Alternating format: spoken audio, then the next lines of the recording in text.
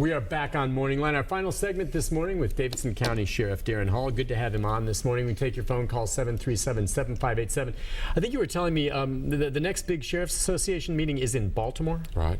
And it's in the next few months, June? Late June, Father's Day weekend, it feels like it starts. The reason I bring that up, and that's, I think, something a lot of our viewers follow. I mean, we've seen so many incidents of late where there are, I don't know, suspects or otherwise being injured, oftentimes African Americans at the hands of officers that oftentimes, in these cases, have turned out to be white. Now, the more recent case is this case out of Baltimore, where they were transporting an inmate or a suspect along these lines, and once he was in the van, once he came out, broken back, he ends up dying, or along those lines, how it plays out. Now, I know that your deputies transport inmates sometimes, okay? You're not out there necessarily making arrests, though you do serve warrants, which is a very serious job. You see cases like that. First of all, there's probably going to be protests in Baltimore around this, even though I think it's being handled. All right, transporting inmates, the van issue, all of that. I mean, when you see something like this happen in Baltimore, what do you think? Yeah, a couple things that Nashville has going for it that I really like that's kind of hidden in our charter. We don't arrest the person. So the police officer, I always tell people this, just visually think about this. You're arrested right now on the streets for whatever. The emotion, the adrenaline around that arrest is usually between the arresting officer and the defendant, the person who's being arrested. The police officers wear navy blue uniforms, okay? And so the second that you start the process of dropping that prisoner off, I mean, we wear, green and khaki. We don't look like the police department. No. We don't make the arrest. And what we should tell most arrestees, and it's kind of the philosophy, is we're not really here to decide, they want to tell us what they did and didn't do, and but the reality is that separation immediately is very important. A lot of places, the people who detain you are also who arrested you. Right. And that emotion, adrenaline can spill over, and sometimes it's even the same people. Yeah, that's a great point you make about how it's a little different here, because then, the emotion of those officers, they're out of the mix now, okay? Your guys take it over, or gals, and they're bringing them in, and they don't have that same emotion, and hopefully they can diffuse that and transport them. But is that what you're saying, when these incidents maybe happen, and we don't know right or wrong in the Baltimore case, but that it's emotion that leads to maybe some over-aggression? Yeah, I think so. I mean, and I've watched all the videos that you've seen. I mean, I'm talking about the other cases in this one, and I just think, like everything else, sometimes things get out of line. The individuals, the officers sometimes clearly cross the line, and the South Carolina case I thought was the worst of all that I've seen. But you've got that going on, and they need to be held accountable. That's just the bottom line. There's nothing that says that a person who is in the law enforcement line of work has a right to take out their aggression on anybody. You're not here to do that. You're here But in the past, truly, especially before video, I mean, you didn't see very often really, police officers being arrested for acts committed while on the job. You see officers arrested for separate things off the job, but you just didn't see that often. And one reason is now we have video that captures it all. But times have changed, and you're right, you have to be held accountable, you have to be fair. But I think one reason they weren't always arrested is we understand that police officers sometimes are in very, very, very difficult situations, and you don't always know everything that they know when something bad happens. And so I understand, so I'm inclined to give them the benefit of the doubt sometimes. But especially if I'm African American these days, I totally understand why there's a distrust. I understand that. Not that I have any personal experience with it, but I totally understand. One after another after another. What about this crazy case? I wanted to ask you about this. I forget where it was, where the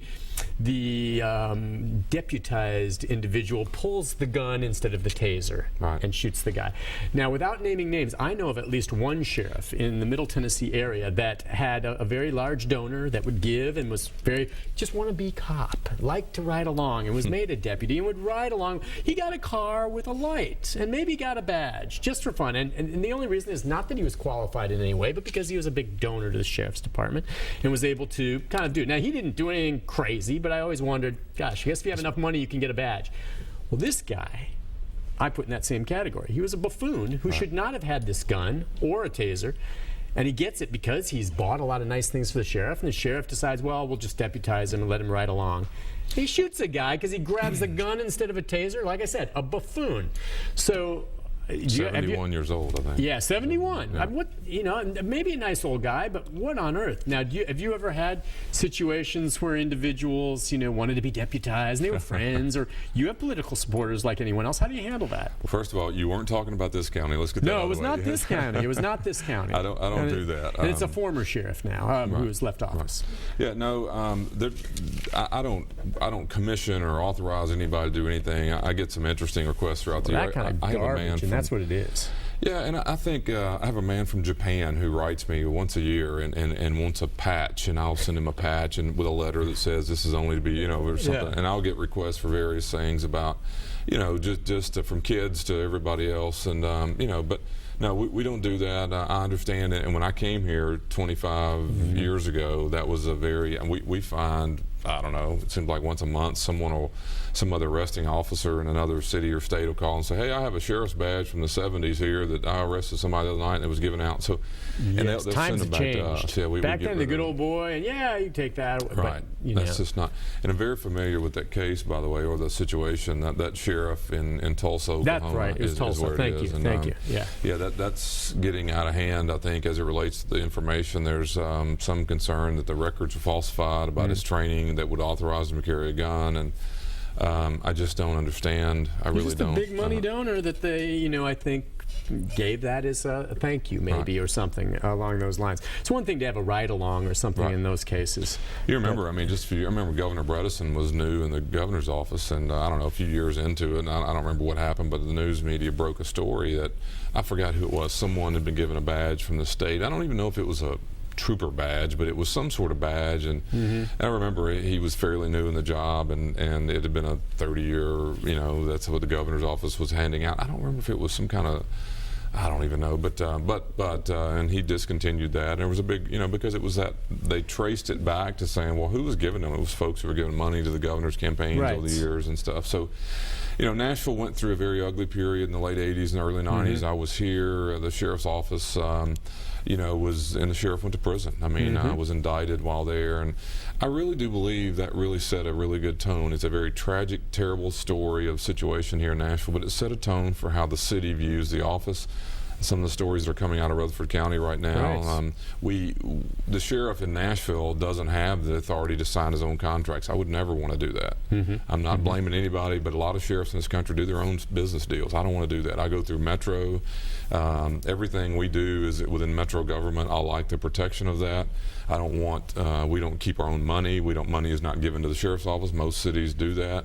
And official misconduct in a lot of different ways, and one of the things they're looking into in Rutherford County, with Sheriff Robert Arnold, there's a rule of thumb. You're elected official in your public office. You are not to have, and conflict of interest is a crucial thing for anyone in public office, but you should not be able to, you can't profit from your position beyond your paycheck for doing your job. Correct? I mean, how do you view that? Where's the line on that? You don't have an outside business that you use to, that somehow you get advantage or clients from because you're the sheriff. Being sheriff opens a lot of doors for you. It could. But you're not supposed to do that for private. Yeah, and I mean, we have to fill out a disclosure every year for the state. And I understand Sheriff Arnold filled that out and actually listed one of these companies as a source of income, which in some ways is a credit that he listed it. And I don't know anything about the arrangement. If he did, either he said he made a mistake or maybe he didn't think there was anything wrong with it. So he honestly just didn't know what he was signing. I don't know. And I think some of it is your personal choice. I mean, I don't like the blurred lines for me. I don't want there to be questions. I'm not saying I'm above the making mistakes. I could do that too. I just really don't like, I remember I worked for CCA back in the 90s for 3 years, and I was a program director for them, and one of the interesting things was, as a part of their salary package, the employees got a stock option deal. So every pay period, you get a small percentage of stock. And so when I came back to be the chief deputy, it wasn't $1,000 worth of stock probably, but there was no rule against it. I didn't want the stock of a company that was contracted with us, and so I sold it for, like I said, it may have been $1,000. I'm telling you, that in a nutshell is one reason you're successful as you are, in my opinion. I mean, you're smart. I mean, I do not understand how politicians in this day and age, or public servants, tolerate or recognize anything that shows a conflict of interest. If it looks bad, even if it's not illegal, but it's unethical or just looks bad, Get rid of it. In this heated, you're elected. And, like it or not, Sheriff, you'd probably tell me you have your enemies for whatever reason, fair or not. You give them an opening, boom, they are on you. And just even if it's an appearance of impropriety, that makes headlines. The public takes notice and it hurts you. And I sometimes if it's an honest mistake, it's one thing. And you missed it and made a mistake. Okay, we all do. But some of these things are willful. And I don't know if it's driven by greed, ignorance, or what. Yeah, and I think the media over the years has done a really good job of exposing it. And I'm saying that because it shouldn't be a surprise that whoever works for you, that you terminate. The company that doesn't get the business that you're given business to. I mean, there's so many reasons why that information is going to come out, and I just don't. And like I said, I'm surely not above making mistakes but I don't like the industry that we're in, or the side of the world that we're in, and it reflects poorly on us, and there's just no secret about it. And I think, like I said, Nashville has some advantages. One of them is I really like the metropolitan government. Our procurement process, contracts that are awarded, we have people sitting at the table evaluating contracts. But there's no direct link to us. We do not receive the money. If I'm you, I wouldn't want to do that crap either. You get stuck in that, and the number crunching anyway. It's I don't want anything to do with it. You don't want any part of it. And it works better. And I mean, there's even phone revenues. For example, there's a big national conversation about inmate telephones, and and what's happened is in this country, there are some sheriff's offices where that money from phones stay with the sheriff. I mean, that's just bad, and it's a lot of money. It creates the potential, and it is a lot of money. It's a lot of money. Sheriff, thank you for coming on. Thank you, As Nick. always, a pleasure. We'll see you again in a few weeks, and we'll continue to monitor the situation with the jail, and as that goes, and just keep us in the loop, all right? We'll do it. It's good to have you on. Take a break. I'll be back with a programming note about what's going on tomorrow right after this. Stay with us.